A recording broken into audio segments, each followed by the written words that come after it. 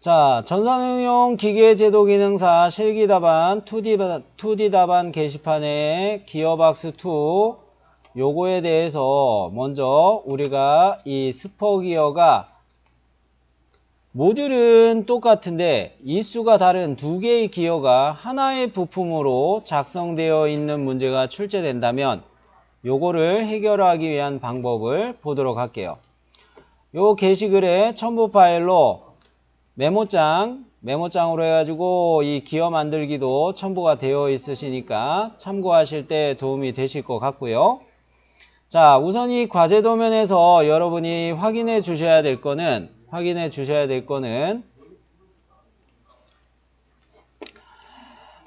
당연히 모듈이 2이고 이수가 몇 개이며 요런 것들은 알아오셔야 돼요.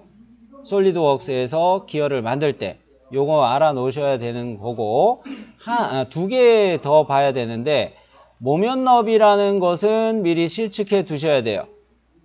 모면너비 요거 실측해 보시면 얼마 나오세요? 13 나오나요? 작은 기어 쪽에 모면너비를 재보세요. 요거는 몇 나오나요? 둘이 모면너비가 달라요. 확인되셨어요? 작은 기어는 모면 너비가 10이고 이수가 많은 큰 기어는 모면 너비가 13이에요. 그 다음에 스포 기어를 솔리드웍스의 설계 라이브러리 툴박스에서 만들어 줄 때 역시 축호칭 지름도 미리 알아두고 가시는 게 좋아요. 축호칭 지름 요것도 미리 알아두시는 게 좋은데 요 축은 실측해야 되겠죠? 베어링 조립하는 자리가 아니라서 실측이죠. 요 실측해 보시면 요거 얼마 나오나요? 18. 그래요. 이렇게 모면너비라고 하는 애들하고 축지름하고 그죠? 그 다음에 모듈과 이수를 먼저 확인하는 게 기어를 작성할 때 먼저 알아두셔야 될 거예요. 요게 먼저 알아두셔야 될 거예요. 자, 그러면 먼저 이빨의 개수가 많은 큰 기어를 만들까? 작은 기어를 만들까? 저는 이빨의 개수가 작은 기어부터 만들기 시작할게요. 자, 요거 작은 기어를 만들기 위해서 나는 솔리드웍스에서 어떻게 가는 게 좋을까? 이 솔리드웍스의 장점 중에 하나인데 카티아나 프로이나 유지나 인벤터나 그런 거에서는 기어를 자동으로 만들어 놓은 게 없어요. 솔리드웍스는 큰 장점 중에 하나가 설계 라이브러리에 툴박스로 가죠. 툴박스에서 우리는 규격을 찾는데 좀 기분은 나쁘지만 어느 나라 규격? JIS로 가는 거예요. KS에 가면은 평기어가 좀 모양이 잘 안 맞는 게 좀 있어가지고 어쩔 수 없이 JIS의 기어로 오는 거예요. 자, 이렇게 해가지고 설계 라이브러리에서 툴박스 툴박스 이 위에서부터 이렇게 쭉 내려오는 거죠. 쭉 내려와 가지고 전동 항목으로 JIS의 전동 항목으로 가는 거예요. JIS의 전동의 기어 항목으로 가는 거예요. JIS를 이 앞에다 쓸 걸 요거는 순서가 좀 바뀌긴 했네. 자, 그러면 기어로 오니까 기어 요거 찾으니까 어때요? 헬리컬 기어, 내치평 기어, 레크 평사각 더 다양해요. 이게 JS로 온 이유예요. KS로 가면은 이 전동 쪽에 이렇게 다양한 게 없어요. 좀 짜증나요. 미국 애들은 일본 애들을 왜 이렇게 좋아하는지. 자, 그런 면에서 우리는 JS로 왔지만 평기어 요거에서 마우스 우클릭합니다. 마우스 우클릭해서 뭐 한다? 파트 작성하는 거예요. 하셨나요? 파트 작성으로 이렇게 들어가면 창이 바뀌죠. 제 거는 조금 오래 걸렸는데. 부품 설정이라는 속성창이 왼쪽으로 열렸죠. 그죠? 그러면서 이 밑에 이 속성 항목들이 다 모듈과 이수와 압력각 이런 것들이 이제 여기서부터 하나씩 넣어주시면 되는 거예요.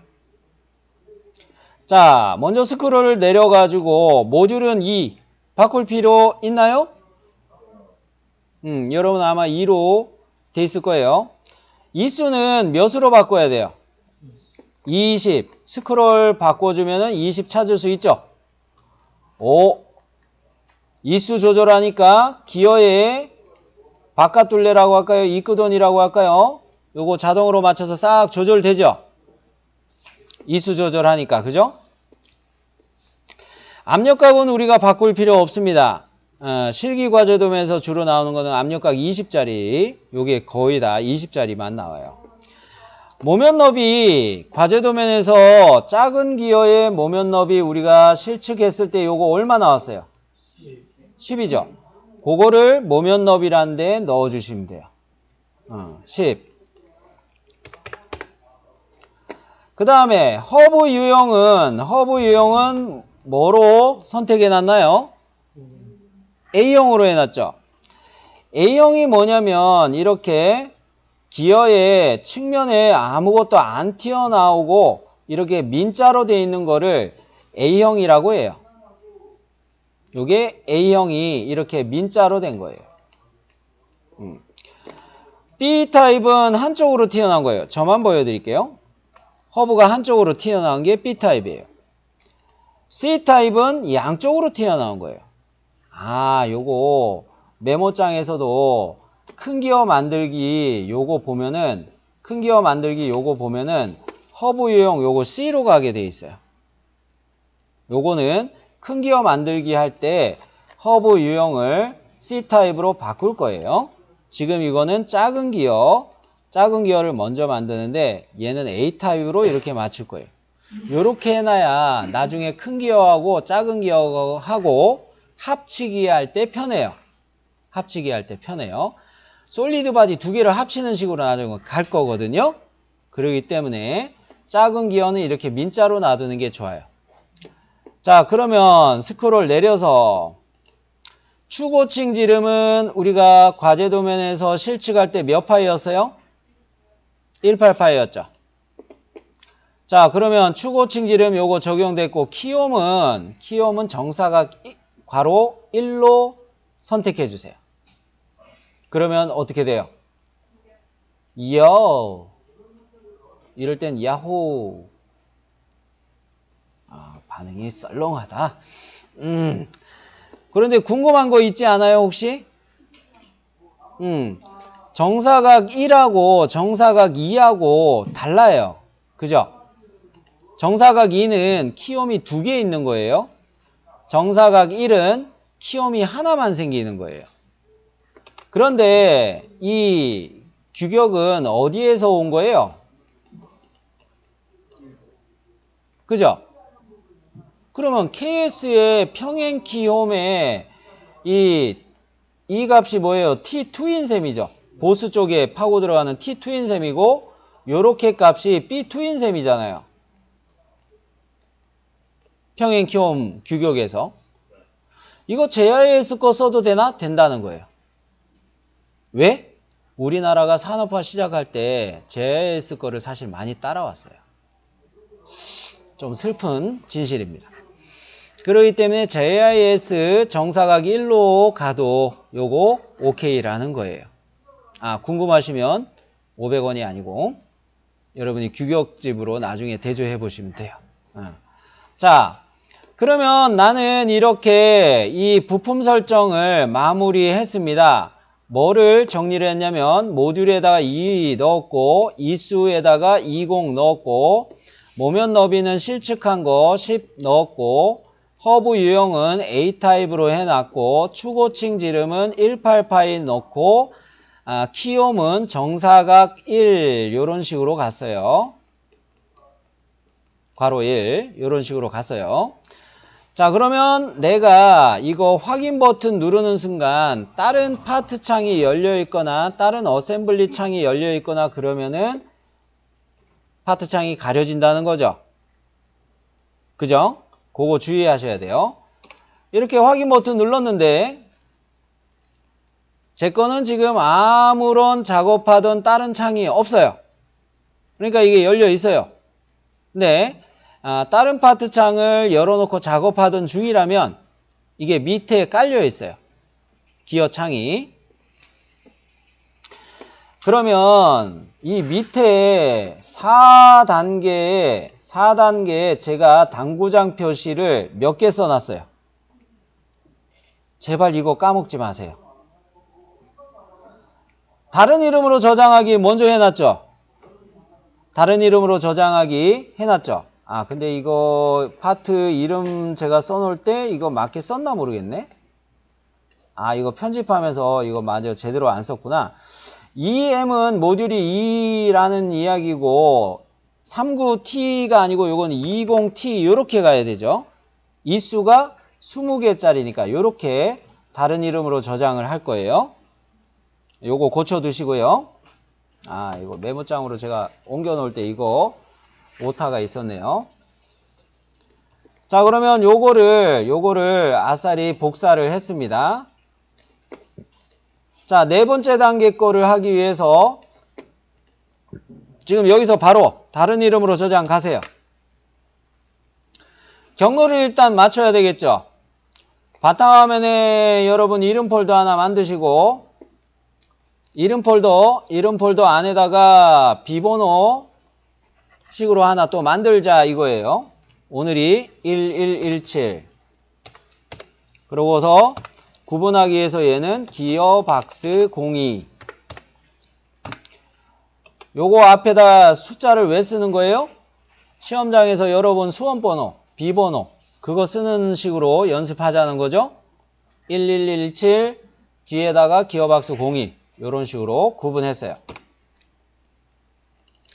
그러면 여기에 이제 파트 이름을 저장하는데 파트 이름을 뭐로 간다? 스퍼기어 EM20T. 사실 요거 정리할 때 어떻게 했냐면 앞에 JS를 이렇게 지우고 그 다음에 20T 뒤에 것들을 이렇게 싹 지우면 요게 남아요.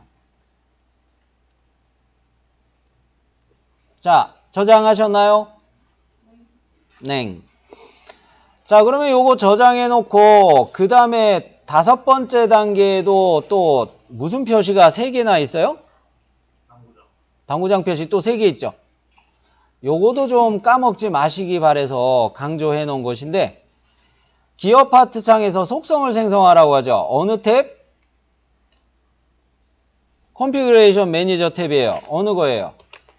요 탭이죠. 요거. 요게 컨피그레이션 매니저 탭이죠. 자, 요거 눌러가지고 파트 이름에서 마우스 우클릭하는 거예요. 파트 이름 요거에서 마우스 우클릭하는 거예요. JIS에서 마우스 우클릭하는 거 아닙니다. 파트 이름에서 마우스 우클릭해가지고 설정 추가 가는 거예요. 그죠? 설정 추가 요렇게 들어가서 설정명에다가 여러분 이니셜을 넣으셔도 되고 모듈하고 이수를 써도 돼요. 저는 모듈 M2 해놓고 이수 20 이런 식으로 설정명을 아예 넣어버릴게요. 회사명을 써도 되고 그런데 이 설정명에다 딱 이렇게 구분을 했어요. 자, 그러면은 이 속성 추가하기 해놓고 툴박스 속성을 삭제하는데 어느 것을 삭제한다? JIS 이 속성을 마우스 우클릭해가지고 삭제한다는 거예요. 하셨나요? 왜 삭제가 가능해요? JIS가 회색, 비활성으로 됐죠? 내가 설정 추가해가지고 새로 설정 추가한 것이 초록색으로 활성화가 된 거예요.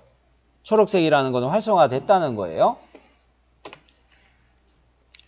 그래서 JIS는 지워놓고 자, 디자인 트리를 다시 눌러놨어요.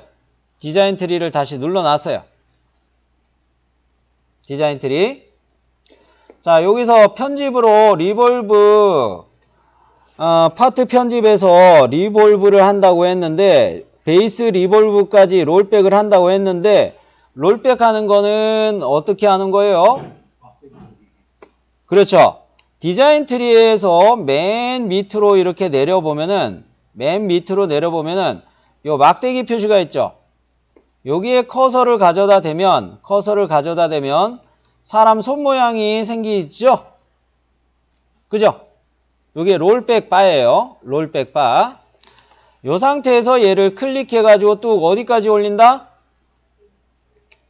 베이스 리볼브 여기까지 끌어올린 거예요. 그러면 요 두 개의 모서리에다가 뭐 하라고 이야기했나요? 1 곱하기 45도, 그죠? 못따기. 되셨어요? 메이트 리퍼런스 에러 났다고 이렇게 뜨죠? 신경 쓰지 마시고 롤백바 그냥 쭉 내리세요. 왜 이렇게 한 거예요? 이빨의 측면에다가 못대기 이거 넣는 거를 편집해서 넣느라고 이렇게 한 거예요. 보통 우리가 보게 되는 과제 도면들은 이런 식으로 못따기들이 많이 들어가 있어요. 없는 애도 있어요. 안 쓰는 애도 있어요. 기어 펌프의 경우는 안 써요. 기어 펌프 같은 경우 못따기 없어야 돼요. 그런데 이렇게 해놨을 때 이거를 저장을 한번 더 눌러주시고 4번이 중요한 이유, 5번이 중요한 이유는 뭐냐면 기어를 툴박스에서 만들었기 때문에 얘네의 속성이 원래는 읽기 전용으로 인식이 돼요. 읽기 전용이라는 거는 뭐냐면 다른 어셈블리에서 기어를 갖다가 다 조립을 해놨을 거 아니에요. 다음에 또 어셈블리를 다시 열면 엉뚱한 기어가 열릴 때가 있어요. 읽기 전용이라 그렇습니다. 지금 우리가 4단계하고 5단계가 중요하다고 했던 이유는 읽기 전용 속성을 끊어주는 작업을 여기서 한 거예요. 쓰기 속성으로 해가지고 사용자가 편집할 수 있도록 이렇게 해주는 것이 4단계하고 5단계예요. 쌤, 나중에 다른 이름 저장하면 안 돼요? 안 돼요. 먼저 파트 생성을 하고 반드시 다른 이름으로 저장 제발 먼저 하고 그 다음에 피처 편집 좀 할 거 있으면 하고 하세요. 백날 이렇게 강조하는 이유는 뭐겠어요? 이거 안 해가지고 쌤 읽기 전용인데요 하는 경우가 생기니까 자꾸 강조하는 거예요. 자, 그러면 우리는 이렇게 작은 기어를 하나 만들었어요. 닫았어요. 바로 이어서 2번. 모듈은 2이면서 이수가 37개인 기어 만들기를 들어가 볼게요. 역시 어디에서부터 시작해요? 설계 라이브러리 툴박스에 이미 이 경로들은 다 찾아왔었죠. 방금 전에 썼으니까. 자, 평기어에서 마우스 우클릭 해가지고 파트 작성 또 들어갈게요. 파트 작성.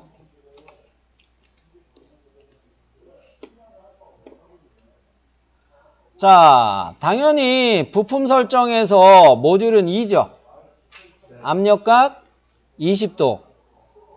그 다음에 이수는 몇 개예요? 37. 기어 크기가 실시간으로 바뀌죠. 그죠? 바뀌었어요. 그 다음에 모면 너비는 요거 큰 이빨의 개수가 많은 요 기어의 모면 너비는 달랐죠? 요거 모면 너비 얼마예요? 13. 그래요. 13 타이핑 해주시고. 실시간으로 이 모면 너비 얘가 바뀔 거예요. 그러면 요거까지는 했고.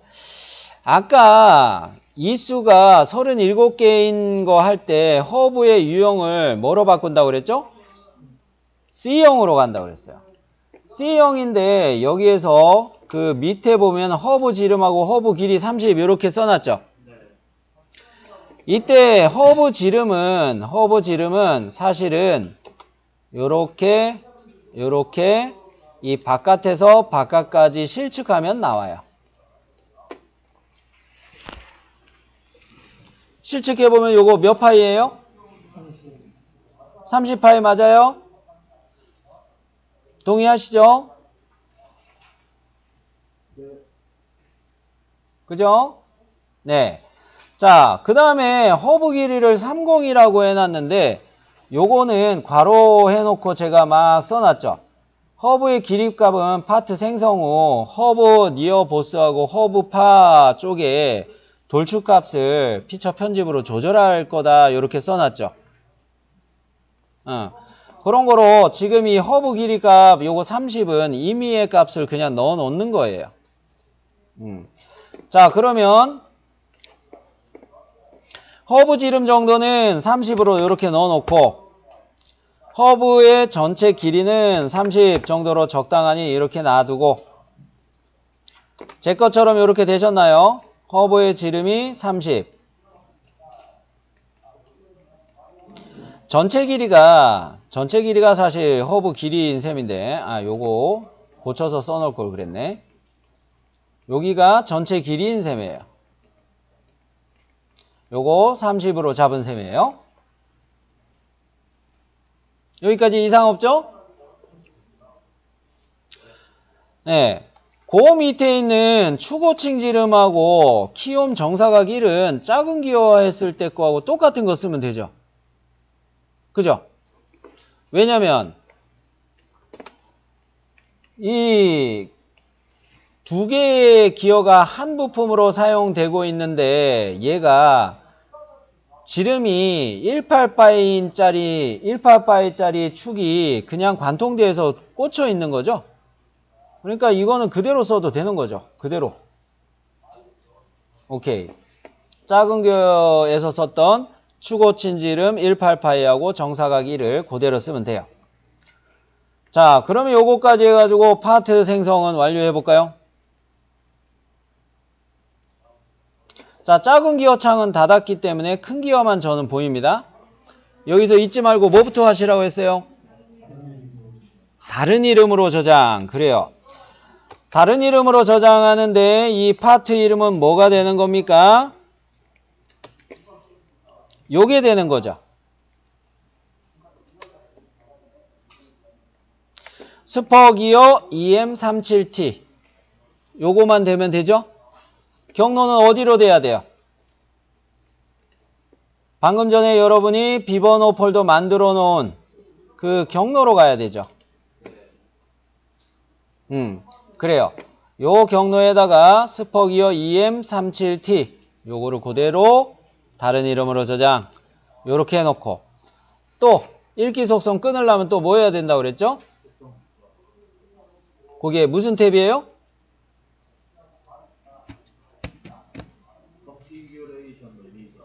컨피규레이션 매니저. 멋있갱이 말고 네. 컨피규레이션 매니저 탭에서 파트 이름에서 마우스 우클릭이었죠. 그리고 설정 추가. 요것도 뭐 좀 전에 한 것처럼 M2 모듈이 2 그리고 Z37 이 수가 37개 이런 의미죠. 이렇게 설정을 하나 추가했어요. 역시 JIS 비활성 됐죠? 네. JIS 비활성 됐는데 얘에서 마우스 우클릭 해가지고 삭제. 그러면 여기에서 4, 5번 단계 했고 이제 6단계에서 파트 편집으로 베이스 리볼브까지 롤백 올려가지고 못하기 추가하기죠? 네, 못하기 추가하기 가봅시다. 베이스 리볼브까지 롤백을 올려서 자, 요 모서리선 두 개 잡아가지고 못하기 값을 1 곱하기 45도 이렇게 가기. 자, 메이트 리퍼런스가 역시 에러 났다 이렇게 해요. 네, 이거 신경 쓰지 말고 이번에는 롤백을 맨 밑으로 안 내려요. 어디까지 내릴까? 어디까지 내릴까? 에? 허브 니어보스라는 거 있나요? 네. 허브 니어보스까지 이렇게 딱 내려봤어요. 컨트롤 1 이렇게 눌렀을 때 이게 이상하게 나오는데 등각 보기로 그냥 보세요. 등각 보기로 이렇게 놔둬 보세요. 그러면 이쪽으로 툭 튀어나온 게 가려졌어요. 그죠? 왜 이야기를 하냐면 지금 내가 봐야 되는 거는 요 모면너비 나타내는 요 측면에서 작은 기어 여기까지 이 허브가 얼마 튀어나오나 요거를 봐야 되는데 지금 하려고 하는 허브 니어버스 피처 편집하려고 하는 돌출의 값이 요쪽 거거든요. 요거 거리 값을 한번 재보세요. 20 나와요? 네. 그러면 허브 니어버스를 피처 편집으로 바꿔봅시다. 피처 편집으로 조절해 봅시다. 피처 편집 찾으셨죠? 네. 어느 거예요? 허브 니어버스예요. 허브 니어버스예요. 어머? 이건 뭐래? 블라인드 형태이고 그런데 이 밑에 그동안은 수치가 들어가 있었잖아요. 네. 근데 얘는 시그마 기호가 이렇게 들어가 있어요. 이게 시그마라고 하는 건데 시그마 기호가 이렇게 들어가 있는데 시그마 맞죠 이게? 시그마 기호인데 이렇게 들어가 있는 기호는 무슨 의미냐면 수식이 입력되어 있을 때 이야기예요. 요 내용을 보면은 뭐 홀딩 SKE 하고 뭐 빼기 뭐 티크네스 얼마 해놓고 막 이런 수식들이 계산하는 식이 쭉 들어가 있죠. 이게 관계식이 다 적용된 거예요. 함수처럼 뭐 관계식이 다 세팅이 돼 있는 거예요. 근데 우리는 이걸 풀 거예요. 풀 건데 어떻게 풀 거냐면 지금 커서 프롬프트가 여기서 깜빡거리고 있죠. 클릭해 놓으면 여기 깜빡깜빡거릴 수 있죠. 네. 컨트롤 A로 다 선택하세요. 여기서 컨트롤 A 이렇게 다 선택하시고 내가 원하는 수치가 20이었죠. 20 타이핑하고 엔터 해버리세요. 시그마 기호 사라지면서 수식의 내용이 싹 사라졌죠. 네. 여기까지 문제 없나요? 안 되신 분 없죠? 오케이. 그러면 피처 편집은 이렇게 요 면에서 이거 20 튀어나오게 돌출 값을 수식 들어가 있던 걸 수치를 넣어가지고 수식을 없애기까지 했으면 확인 버튼 눌러주세요. 메이트 리퍼런스 또 어쩌고저쩌고 그래요. 무시하시고 그 다음으로 우리가 봐야 될 거는 시간이 없으니까 요거까지 해놓고 10분 쉴게요. 허브 파에 대한 피처 편집을 하기 위해서 롤백을 허브 파까지 내릴게요. 메이트 리퍼런스 또 사라졌죠? 에러 사라졌죠? 자, 허브파도 피처 편집을 가는데 이렇게 놔두고 보면 여기 모서리선에서 기어의 허브의 측면까지 요 거리를 실측해 보시면 얼마 나와요? 3이 나올 거예요. 허브파의 피처 편집으로 가서 돌출 블라인드 형태 거리 값을 3으로 바꿔치기 할 거예요. 역시 피처 편집가요. 블라인드 형태의 이 깊이 값에 수식이 들어가 있죠. 요 커서가 깜빡깜빡거리고 있을 때 컨트롤 A 눌러서 다 선택하시고 수치를 얼마? 3 넣고 엔터. 수식이 해제됐죠? 오케이. 그러면 확인. 자, 이제 마음 놓고 롤백을 맨 밑으로 내려놓으세요. 여기까지 하셨나요? 자, 물론 세이브를 한번 더 하세요. 자, 10분 쉬었다가 다음 시간에는 뭐를 이어서 할 거냐면 이제 파트를 합치고 난 다음에 또 이 과제 도면처럼 기어를 편집하는 걸 마저 할 거예요. 회전 컷으로. 회전 컷 이거부터 먼저 하고 두 개의 기어 합치기 할 거예요. 이 수가 37개짜리인 이수가 7개짜리고 모듈이 2개짜리 모듈이 2이면서 이수가 37개짜리인 요 기어를 만들었어요. 그 다음에는 8단계에서는 회전 컷 작성하기 이렇게만 써놓고 제가 말았어요. 이거는 회전 컷 작성하기 이렇게 써놓고 말았는데 사실은 요거 회전 컷을 하기 위해서 과제 도면에서 요거를 좀 측정해야 되는 부분이 있어요. 뭐냐면 내가 중심선을 이렇게 잡고서 코너 사각형을 이용해서 이거 돌리게 되면 여기가 파지겠죠. 그리고 여기도 코너 사각형 잡고 같이 돌리는 셈이에요. 그런데 여기는 가만히 보니까 여기 직선이 없고 필렛이 그냥 들어가 있어요. 자, 이 말은 뭐냐면 요 간격이 3이라는 이야기가 돼요. 측정해 보세요.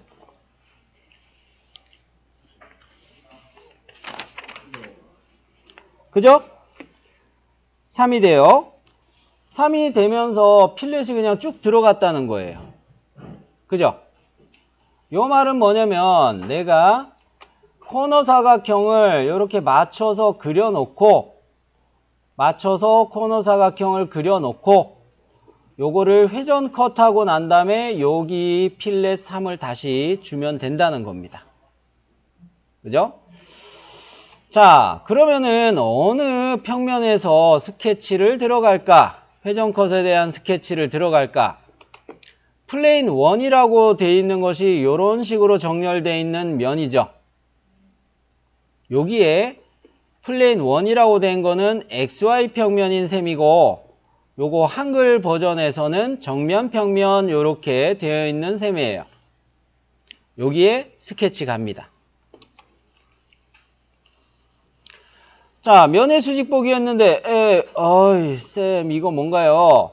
자, 마우스 우클릭해서 뭐를 꺼주셔야 돼요? 그리드 표시가 이게 켜져 있어서 모눈이 이렇게 보이는 거예요. 그리드 표시를 끄시고 이 상태에서 나는 뭐부터 그려야 될까? 중심선부터 그려야 되겠죠? 중심선 그리기. 원점 오리진으로 이렇게 표시되어 있는데 오리진에서 중심선을 시작하셔서 이렇게 축 방향만 잡으시면 되겠어요. 자, 중심선 기능을 이용해서 원점이 잘 안 잡히죠? 그러면은 뭐 이렇게 대충 요거 잡아놓고 디자인 트리에서 오리진을 1번 선택하고 축의 중심선에 요 끝점을 2번 선택해서 둘을 일치로 구속하면 되겠죠.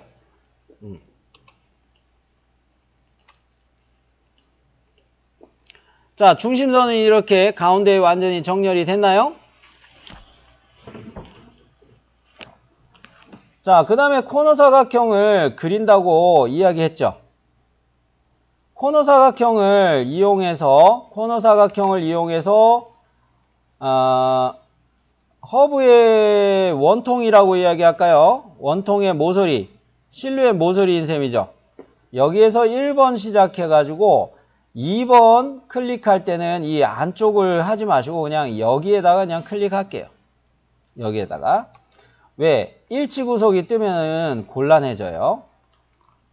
요거는 일치구속 뜨면 곤란해요. 요거는 일치구속 뜨면 괜찮아요.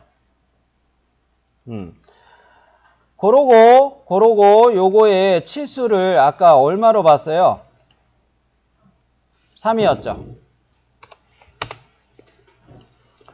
자, 그러면 얘를 구속을 하는데 왼쪽에 있는 수직선하고 여기 보면은 엣지들이 여러 개가 있어요. 모서리가 여러 개가 있어요. 이 여러 개의 모서리 중에 아무거나 선택을 해서 이 선분하고 이 모서리하고를 동일선상으로 구속을 줄게요. 동일선상. 그죠? 자, 그러면 얘가 이렇게 들어가 버렸죠. 자, 그 다음에 이쪽에다가 역시 코너 사각형을 그리는데 여기 모서리 요거 있죠? 여기에 1치로 시작해서 2번으로 역시 좀 전에 한 것처럼 동일하게 이렇게 코너 사각형 그려줄게요. 1치만 뜨면 돼요. 중간점 안 돼요. 1치죠.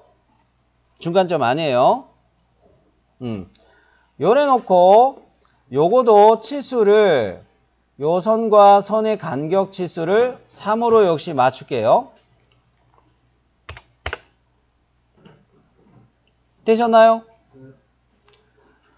그러면 좀 전에 한 것처럼 여기에 모서리 여러 개 있죠? 또 오른쪽에 있는 이 수직선 있죠? 요 두 개를 역시 동일선상으로 구속을 할게요. 아이, 치수 살아있었구나. 오케이.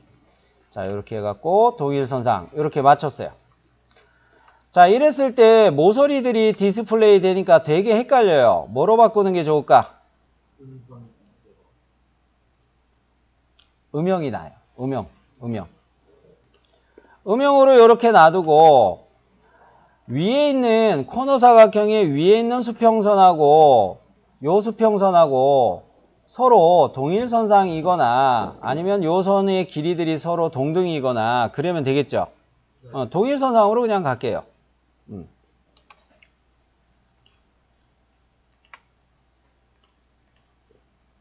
자, 그러면 나는 봐야 될 것이 뭐냐면 이 절반을 프로파일하기 위한 회전컷에 프로파일로 쓰기 위한 이렇게 코너 사각형 두 개를 그려놓은 상태죠. 이거 바깥에서 이거 바깥까지 이렇게 지름값을 측정해 보세요. 얼마가 나올까요? 7, 62, 오케이. 파이 62가 나왔죠. 그러면 요 선의 지름값을 62파이로 역시 넣어야 되겠어요?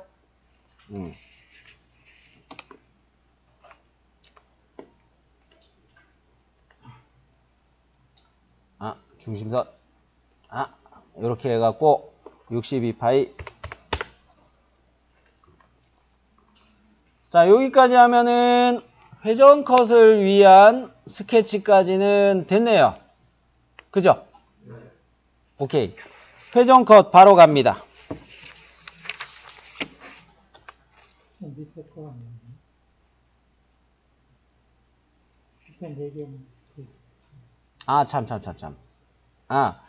내경 이야기를 안 하긴 했는데, 요 간격 이야기를 안 하기는 했는데, 앞서 모면 너비를 우리가 쟀을 때 요게 1,3이 나왔죠?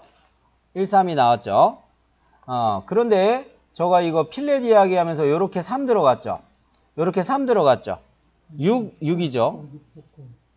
네, 잠깐만요. 6 요렇게 양쪽으로 3, 3 들어갔기 때문에 6이 들어가서 1,3에서 6을 빼면 얼마가 나와요? 7 나오죠? 그럼 요 간격은 7인 거예요. 7.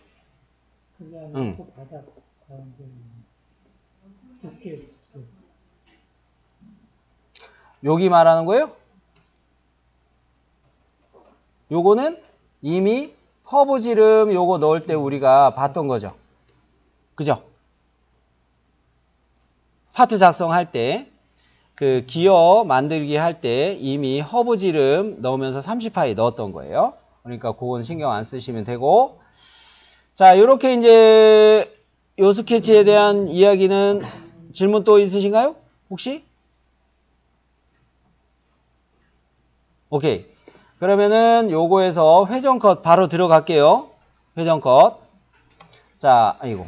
다시 바로 가기에서 회전컷 해가지고 요거를 팠어요.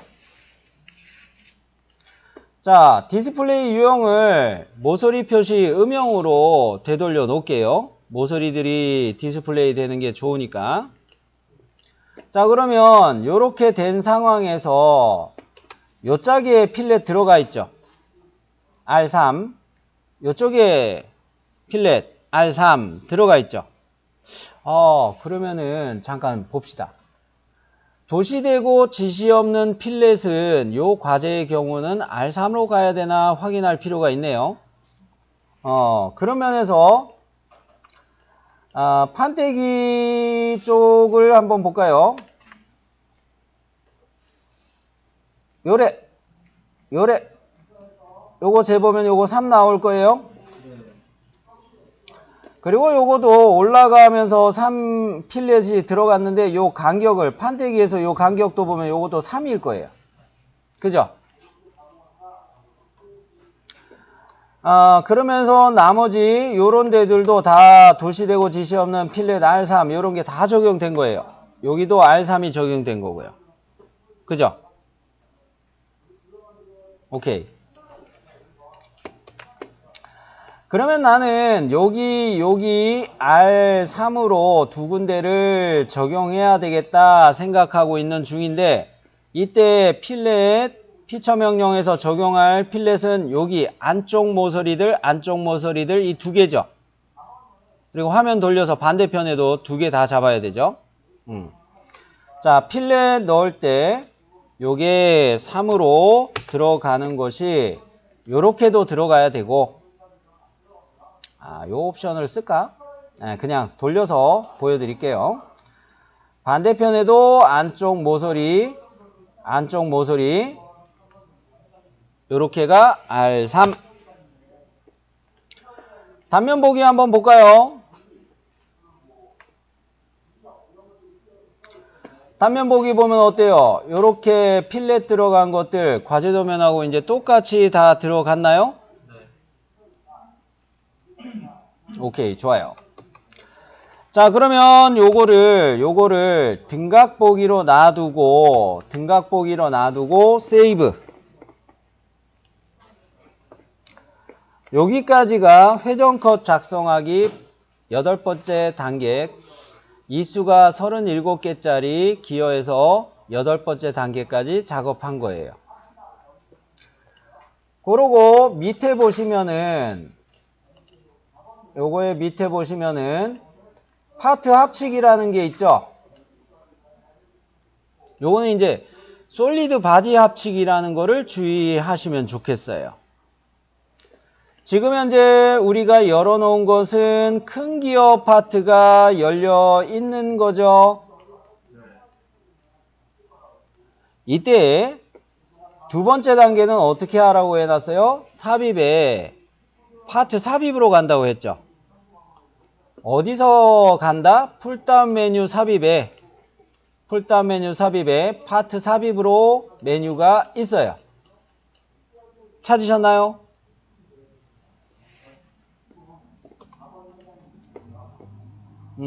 파트 어디 갔더라?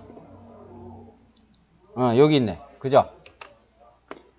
풀다운 메뉴 삽입 누르고 파트.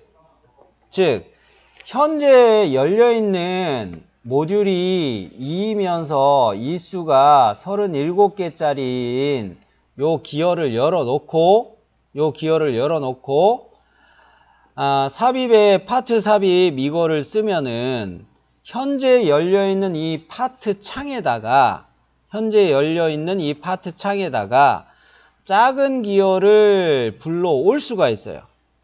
작은 기어를 불러오는데 삽입의 속성을 주의해야 돼요. 속성은 뭐로? 솔리드 바디만 불러오겠다예요. 그리고 조립을 해야 되기 때문에 평면도 불러오겠다예요. 잊지 마셔야 될 거는 이거 제발 라번 항목으로 써놓은 이동복사 피처가 있는 파트 찾기 요거 체크를 꼭 해주세요. 요거 안 하면 어셈블리의 메이트 기능처럼 면과 면 일치시키거나 뭐 동심으로 맞추거나 요런 기능을 못 써요. 요거 주의하셔야 돼요. 요거를 반드시 체크하셔야 돼요. 나 체크하는 거 어떻게 된다고 하셨나요? 이 파트 찾기 요거 체크를 안 하면 네. 메이트 기능을 못 써요. 메이트 기능을 못 써요. 이거 주의해야 돼요. 자, 그러면 열어볼게요. 네, 진동으로 놔두셔도 돼요. 삽입에 파트 눌러요. 작은 기어 어디 있어요? EM20T가 요게 작은 기어죠. 이수가 20개짜리인 거, 20T가 요거 이수가 20개짜리라는 거죠. 요거 열기예요.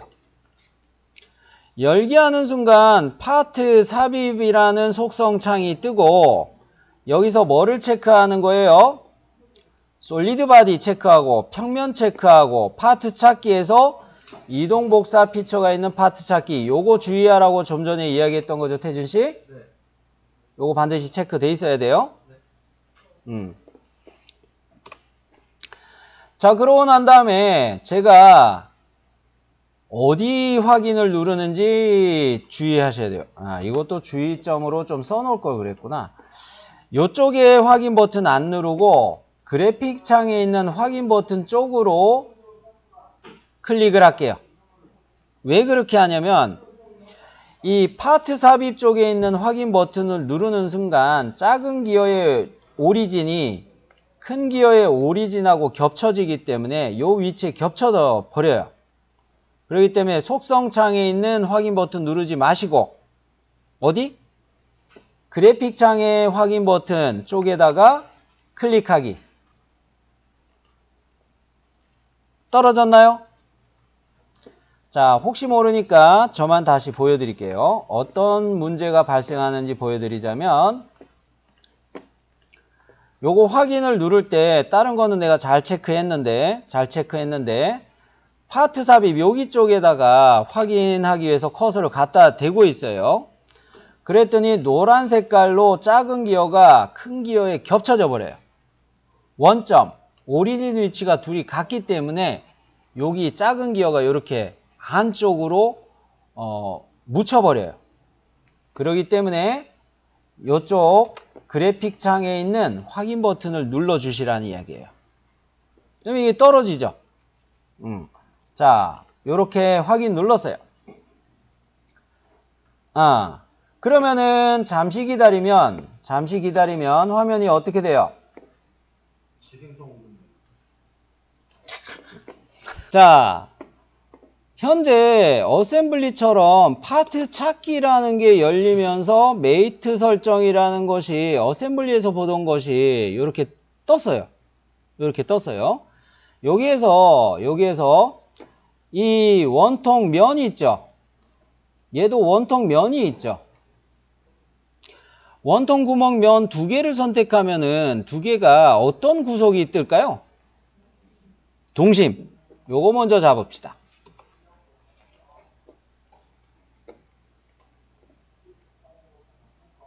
딱 이렇게 정렬되나요? 네. 그러면은 제발 확인 누르지 마시고 추가하세요. 추가로 가야지 다음 단계 또 할 수 있어요. 추가. 그래 놓고 이번에는 이 키홈의 방향을 서로 맞춰야 되겠어요. 키홈의 방향을 맞추는데 디자인 트리를 열거나 이렇게 화살표 눌러서 디자인 트리 쭈루룩 열 수 있죠. 자, 열어볼게요. 큰 기어의 플레인 1. 이게 키홈 방향처럼 서 있네요. 그죠? 플레인 1 하나 클릭했어요. 그리고 스크롤을 이렇게 쭉 그래픽 창에서 스크롤 이렇게 쭉 내릴 수 있죠? 마우스 휠로 내릴 수 있죠? 내려가지고 제일 밑에 보면은 스포 기어 EM20T 해가지고 솔리드 바디 있고 평면이라는 것도 있죠? 평면에 대한 디자인 트리를 열면은 플레인 1 해놓고 스포 기어 EM20T의 플레인 1이 있을 거예요. 자, 요 놈도 마저 클릭해 주면 요 두 개의 평면 큰 기어의 플레인 1하고 작은 기어의 플레인 1하고 요 방향성이 서로 키움처럼 서 있기 때문에 두 개를 평면과 평면을 일치시키면 방향이 딱 맞겠어요. 되셨나요? 네. 추가 버튼 꼭 누르세요. 자, 그러면은 이번에는 큰 기어의 요 면으로 측면, 원통의 측면 있죠? 요거를 1번 선택하고 작은 기어의 요 면을 2번 선택해서 면 일치를 또 해야 되겠어요. 면과 면 일치예요. 요 면, 큰 기어의 요 면, 그리고 돌려서 작은 기어의 요 면을 클릭하는 순간 붙었죠? 오케이. 면 일치로 됐으면 추가. 이러면 얘는 작은 기어는 이거 안 움직여져요. 그 어셈블리처럼 움직이긴 할 수는 없지만 요 작은 기어는 조립이 다 된 상황이에요. 자, 이제 안심하고 확인 버튼 누르시면 됩니다. 아, 쌤. 내가 맞추고 나니까 나중에 보니까 키움 방향이 서로 달라요. 라면은 메이트를 다시 해야 되죠. 아니면 이 작은 기어 다시 불러와 가지고 이 단계를 다시 해야 되잖아요. 그죠? 요것도 피처 편집이 가능해요. 어느 거를 피처 편집을 한다? 작은 기어의 디자인 트리에서 작은 기어의 트리 하위를 보면은 바디 이동 복사 요거 피처 편집을 할 수 있게 돼 있어요. 자, 저만 좀 보여드릴게요. 요거 해가지고 요거 하면서 썼던 면 맞추기 이렇게 뒤집어 가지고 확인해 봤더니 키움 요거 작은 기어는 아래로 가 있고 위에 기어는 이렇게 되어 있다 이거예요. 서로 방향이 다르잖아요. 그럴 때 이 바디 이동 복사를 피처 편집으로 해가지고 요거는 이 실시간으로 좀 안 나와서 좀 짜증 나는데요. 메이트 맞춤 방향을 뒤집어 줄 수가 있어요. 이럴 때 실시간으로 잘 뜨네. 다행히 잘 뜨네. 방향이 이렇게 일치했죠?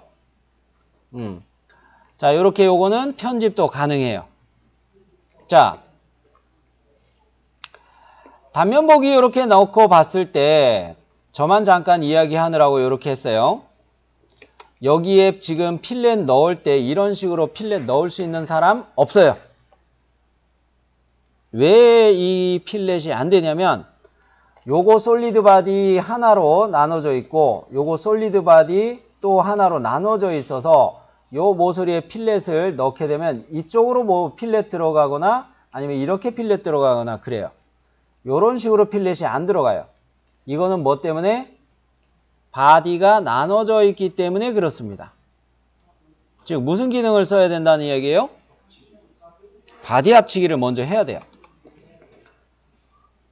피처, 솔리드 피처 명령들 중에 합치기라는 기능 찾으셨나요? 자, 요거 눌러요. 자, 옵션은 뭐로 가야 될까요? 추가예요? 제거? 공통이에요?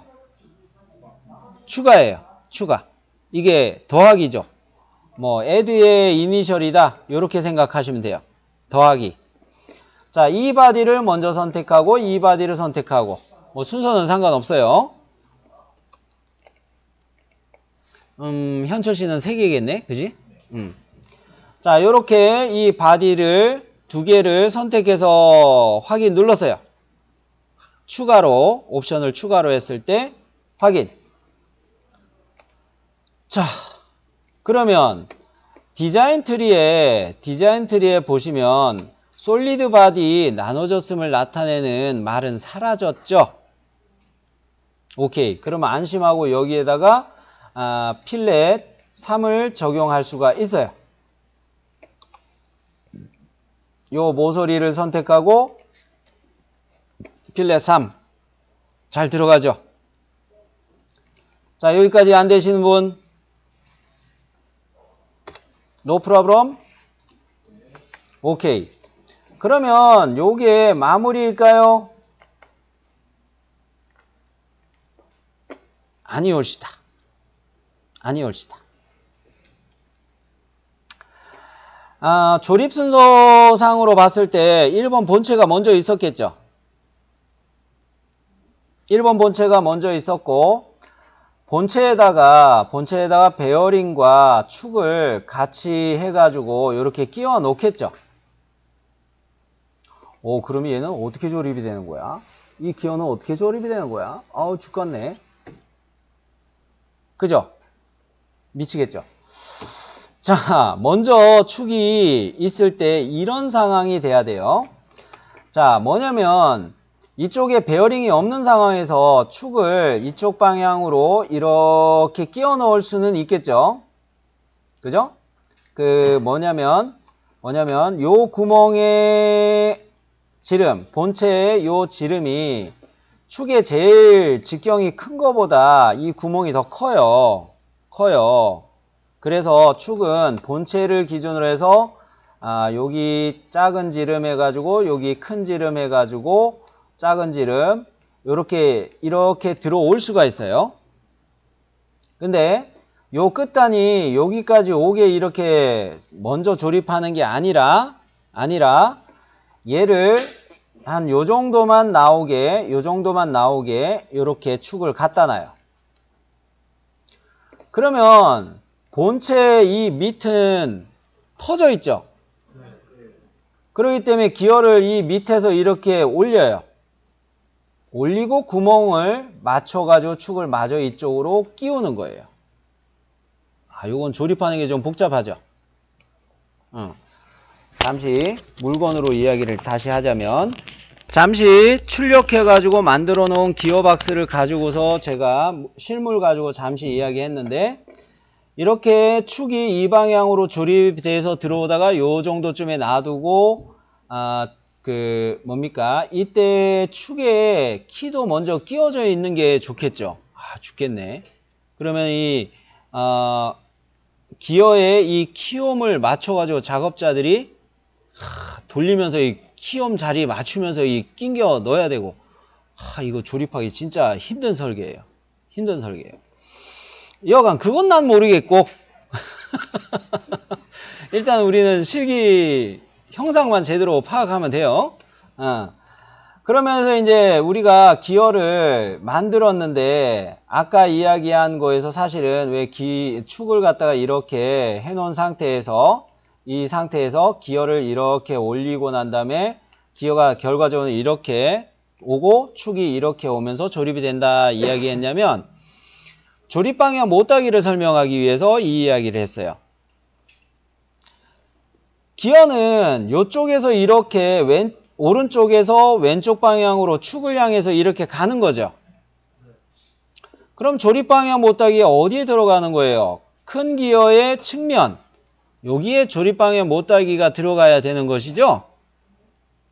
그런데 못따기 표시하는 거를 어디에도 제가 마저 했어요? 원통 구멍만이 아니죠.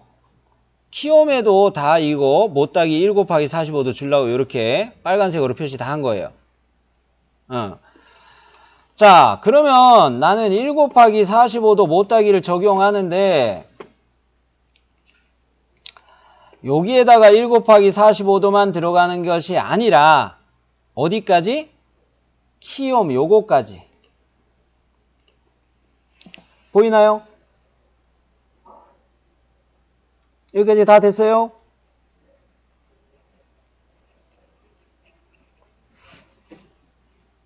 저랑 다른 분? 없죠? 자, 그러면서 얘는 조립하는 방향이 이쪽에서 이렇게 축을 향해서 이렇게 끼워질 수밖에 없다라는 거예요. 그죠? 또 다른 방향도 생각해 볼까요? 축이 만일에 이쪽으로 이렇게 긴 직경이 작은 게 이렇게 있고 직경 큰 게 이렇게 있다 했을 때 이렇게도 생각할 수는 있죠.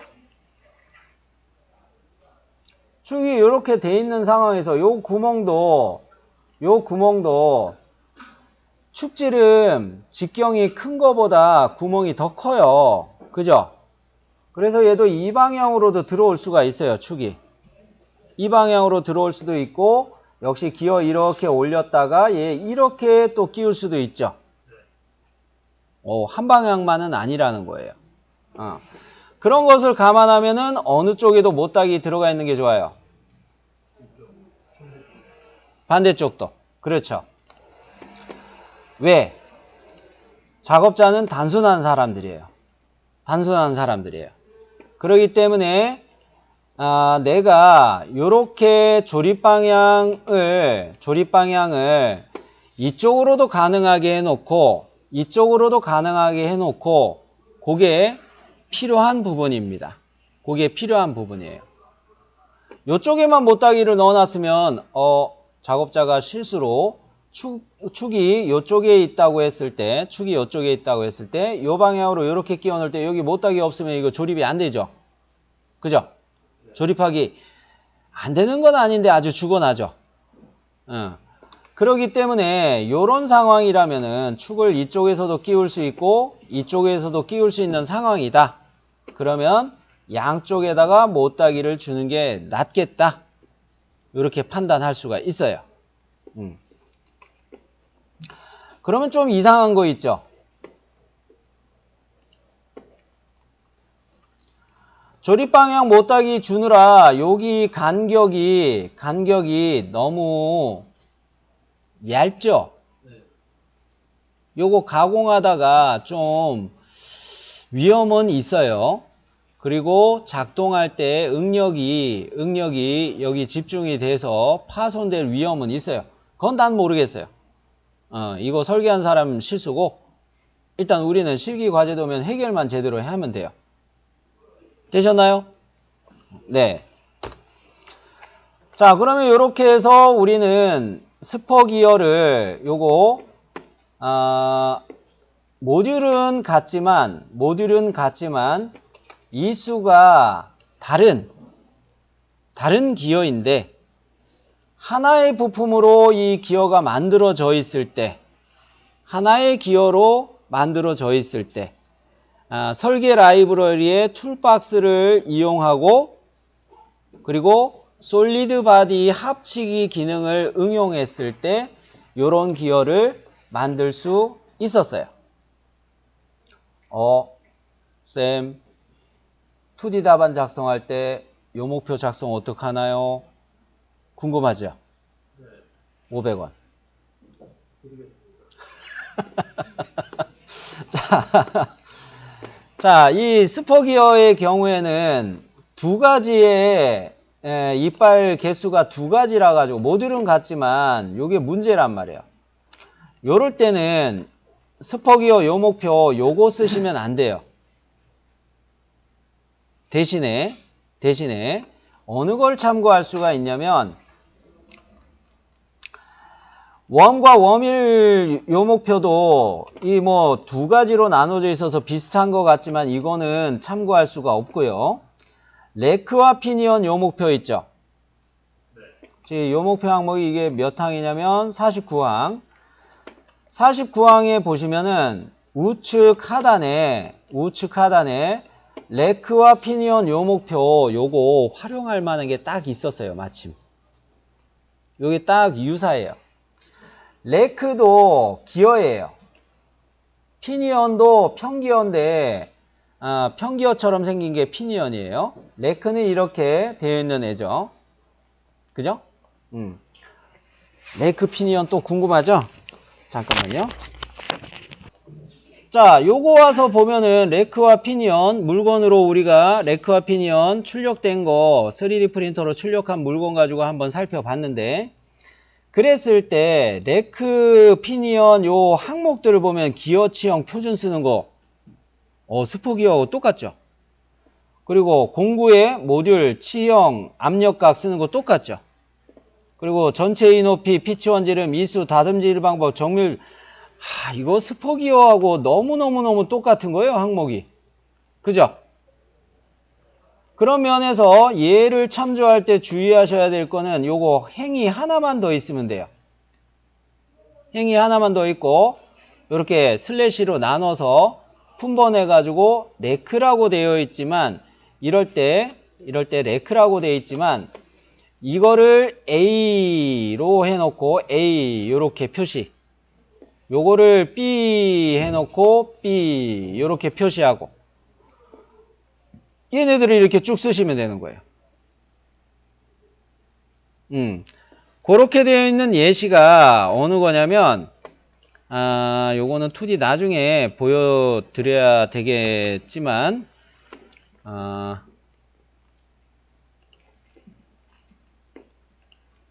도면 파일로 잠깐 보충 설명을 더 하자면요.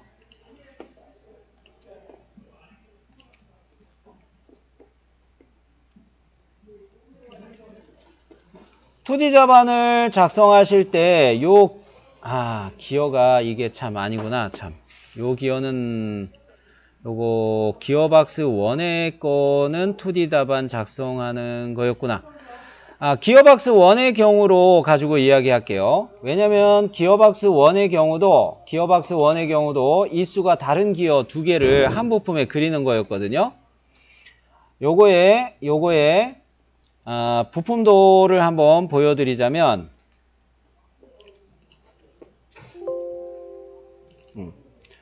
요거를 보자면 요런 식으로 레크와